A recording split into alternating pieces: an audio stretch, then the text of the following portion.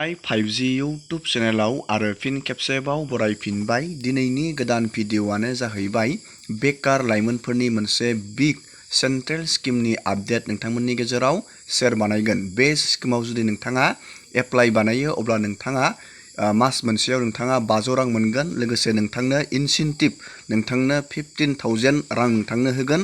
आरो लोगोसे नोंथाङा बे स्किमाव एप्लाइ बानायबा नोंथाङा इजियावनो नोंथाङा लन लानो हागोन। 1 लाखनिफ्राय नोंथाङा 2 लाखहालागै नोंथाङा इजियावनो लन मोनगोन। नोंथाङा बे स्किमाव बोरै एप्लाइ खालामनो आरो बेयाव नोंथाङा माबायदि बेनिफिट मोनगोन जोङो दिनैनि नैबे भिडिअनि गेजेराव बेनि A to Z डिटेल प्रसेसखौ नायगोन।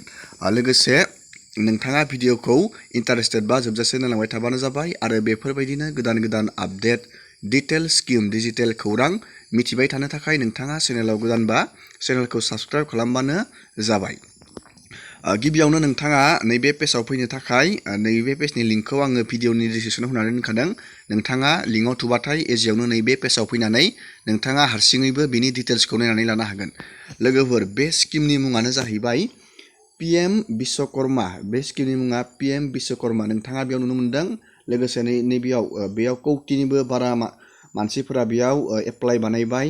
नैबेयाव स्टेज 1 बेयाव ग्राम पन्सायत नैबेयाव नोंथांमोना नुनो मोनदों। नैबेयाव मोनसे डाटा होनानै होदों। नैबेयाव स्टेज 1आव नैबेयाव ग्राम पन्सायत VCDC लेभेलाव बेयाव गोबां मानसिया बेयाव कमप्लिट बानायबाय स्टेज 1आव।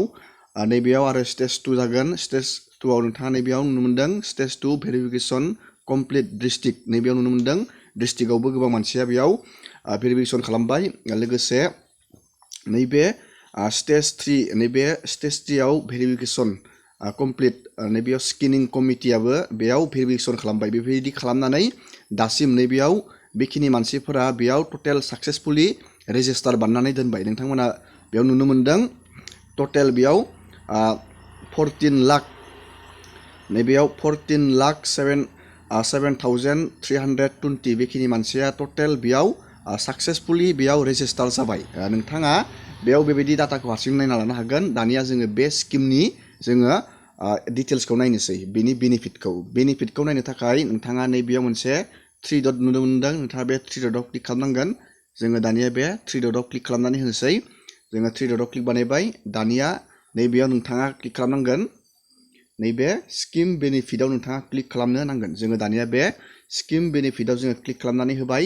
दानिया नैबेयाव स्किम बेनिफिटनि बागै बेयाव मोननैसो डिटेल्सखौ जोङो नायगोन। गिबियावनो नोंथाङा नैबेयाव नुनो मोनदों। गिबियावनो नोंथाङा बेयाव रेजिस्ट्रेसन बेयाव खालामग्रोनांगोन। लोगोसे नोंथांनो बेयाव मोनसे ID आरो सार्टिफिकेट होनाय जागोन जुदि नोंथाङा बेयाव रेजिस्टार खालामोबाथाय। गिबियावनो नोंथाङा बे स्किमाव एप्लाइ खालामनो थाखाय नोंथाङा CSC बेखौ कमन सेन्टार सार्भिस होननानै बुङो। नोंथांनि खाथिनि सक गोजौआव CSC बेफोरबायदि मोनसे पस्टार थागोन। नोंथाङा बे दखानाव थांनानै नोंथाङा बेखौ इजियावनो एप्लाइ खालामनानै लानो हागोन। गिबियावनो बेयाव नोंथांनो नैबेयाव स्किल भेरिफिकेसन नैबेयाव नोंथांनो 7 डेजनि थाखाय नोंथांनो स्किल ट्रेनिं बेयाव होगोन। नैबेयाव 40 आवार्स नैबेयाव बेसिक ट्रेनिं नोंथांनो होनाय जागोन। आरो जुदि नोंथाङा नैबेयाव इन्टारेस्टेड केन्डिडेटफोरनो आरो नोंथाङा जुदि ट्रेनिं लानो गोसो जाबावोब्लाथाय नोंथांनो नैबेयाव 15 डेज नैबेयाव एक्सट्रा नोंथांनो 120 आवार बेयाव नोंथांनो एक्सट्रा ट्रेनिं होबावनाय जागोन। जुदि नोंथाङा इन्टारेस्टेड बा ट्रेनिं लानानै जुदि नोंथाङा मोजां मोनदोंब्ला बेयाव नोंथाङा नायना लाबानो जाबाय। एडभान्स ट्रेनिं होन्दों बेयाव। नैबेयाव नोंथाङा ट्रेनिं लाफुबाय थानाय समाव नैबेयाव नोंथांनो 500 रां नोंथांनो पार डे सानफ्रोमबो नोंथाङा जुदि बे ट्रेनिं लानाय टाइमाव नोंथांनो पार डे नोंथांनो आखाइ खरसानि थाखाय बे पार डे 500 रांखौ नोंथांनो होगोन। बेयाव लिरनानै होखादों। नोंथाङा नायनानै लाबानो जाबाय हारसिंब्लाबो। नैबेयाव मोनसे बेयाव इनसेन्टिभनि बेयाव बाथ्रा लिरना होदो।